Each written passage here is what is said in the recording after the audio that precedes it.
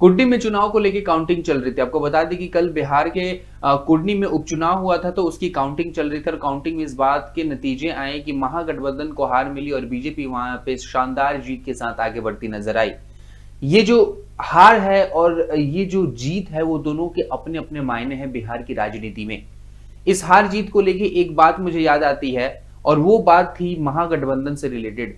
2015 के विधानसभा चुनाव के वक्त जब बीजेपी के एक बड़े नेता ने कहा था, अरुण जेटली ने कहा था, जो कि अभी नहीं हमारे बीच, लेकिन उन्होंने कहा था कि बिहार एक ऐसा स्टेट है जहां पर 3 बड़ी पार्टियों का राज है, जिसमें बीजेपी शामिल है, जेडीयू शामिल है, आरजेडी शामिल है। जब 2 पार्टियां एक साथ होंगी तो वो पार्टी हमेशा ही अपनी सरकार बनाएगी इस राज्य में, और हमेशा से यही देखते और देखने को मिल भी रहा है। अगस्त के महीने में एनडीए का साथ छोड़ करके यहाँ पे जो नीतीश कुमार थे वो जा मिले लालू प्रसाद यादव की पार्टी से, यानी जेडीयू और आरजेडी ने अपनी महागठबंधन की एक और सरकार बनाई और इस पे आगे निकले। इसके बाद से कुछ जिलों में उपचुनाव हुए, 2 जिलों में उपचुनाव हुए, कुर्नी और गोपालगंज। गोपालगंज में भी भारतीय जनता पार्टी को जीत मिली और कुर्नी में भी भारतीय जनता पार्टी को जीत मिली। अब ये दोनों के दोनों सीटें क्यों अहम हैं, इस पे चर्चा करेंगे और इस जीत से महागठबंधन में क्या खलल पड़ने वाली है, और क्या ऐसा कह सकते हैं कि जो अरुण जेटली ने उस वक्त बात बोली थी कि जो 3 पार्टियां जो मेन फोकस्ड थी, 3 पार्टियां हैं, अगर वो पार्टियां ही 2 पार्टियां जब एक साथ रहेंगी तभी कोई सरकार बना सकेगा बिहार में, क्या वो कितना हद तक सच होने वाला है या फिर उसको पलटते नजर आ रहा है बिहार में भारतीय जनता पार्टी। आप देखिए कि सबसे पहले तो गोपालगंज की अगर हम बात करें तो गोपालगंज में जो पूर्व विधायक थे सुभाष सिंह, उनके निधन के बाद उनकी पत्नी जो थी वो वहां से खड़ी हुई थी और वहां पर उन्होंने शानदार जीत हासिल की। ज्यादा मार्जिन से जीत हासिल नहीं की, लेकिन फिर भी जीत तो गई ही भाजपा वहां पे। आपको बता दें कि जो गोपालगंज है वहां पे खुद तेजस्वी यादव उसके टाउन में रोड शो करते नजर आए थे। खुद जो हमारा बिहार है, बिहार के डिप्टी सीएम वहां पे रोड शो करते नजर आ रहे हैं, हेल्थ मिनिस्टर है वो बिहार के, वो रोड शो करते नजर आ रहे हैं। लोगों से संवाद किया उन्होंने, टाउन घूम के, गांव गांव घूमकर प्रचार प्रसार किया, खुद वहां पर रैली कंडक्ट की, जिसके बावजूद भी वहां पे आपको बता दें कि बीजेपी को जीत मिली। गोपालगंज में भारतीय जनता पार्टी की तरफ से उतने कोई स्टार प्रचारक नहीं पहुंचे थे, सुशील कुमार मोदी पहुंचे थे और मनोज तिवारी की झलकियां देखने को मिली थी हमें 1-2 दिन के करीब आसपास हमें मिली थी, चुनाव के 1-2 दिन पहले। लेकिन फिर वहीं अगर कुर्नी की बात करें तो कुर्नी में महागठबंधन ने बहुत जोर लगाया था। वहां पे खुद नीतीश कुमार और तेजस्वी यादव दोनों पहुंचे थे और उन्होंने जनसभा को आयोजित किया था, वहां पे लोगों से मिले थे, सैलाब उमड़ा था वहां पे। तो वहां पे जीत की ज्यादा उम्मीदें लगाई जा रही थी महागठबंधन से, लेकिन फिर भी वहां पे महागठबंधन फुसकी पटाखा निकली और वहां पे भी हार का सामना करना पड़ा।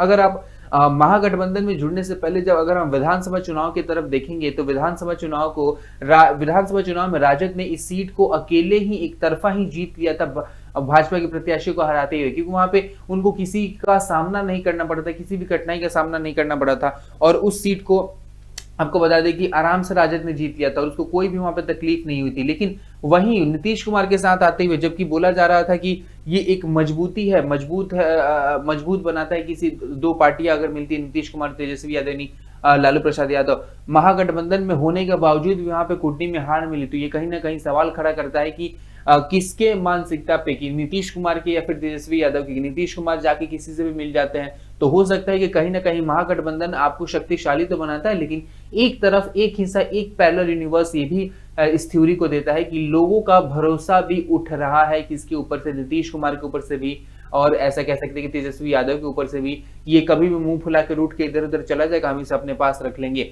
बहरहाल नीतीश कुमार को सबसे बेहतरीन राजनेता माना जाता है राजनीति के मामले में, क्योंकि वो अभी तक सत्ता में बने हुए हैं, अभी तक मुख्यमंत्री हैं, उनको कोई हटा नहीं सका है। इतने सारे चुनाव हो गए बिहार में लेकिन फिर भी वो अभी भी टिके हुए हैं, निडर हैं।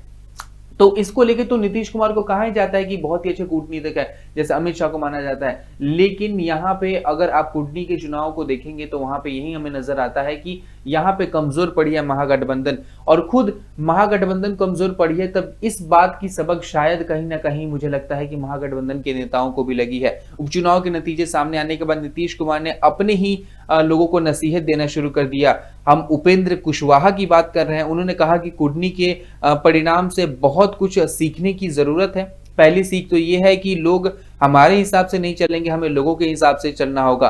कुशवाहा के बयान के कई मायने निकाले जा सकते हैं। आपको बता दें कि ताजा नतीजों की बात करें तो ये साफ साफ होता है कि राजनीति अब 1+1 2 वाली नहीं रह गई है। लंबे समय से बिहार की गद्दी पर काबिज नीतीश कुमार और उनकी पार्टी की लोकप्रियता कम होती दिख रही है, जिस बात के बारे में हमने आपसे चर्चा किया था।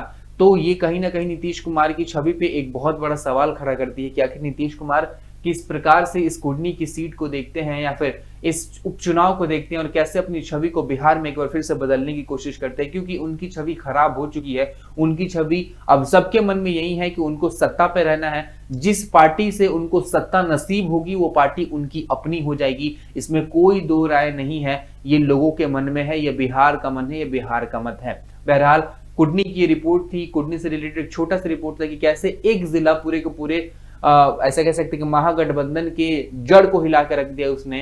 अब इस पे सोचने की जरूरत है तेजस्वी यादव को भी और नीतीश कुमार को भी।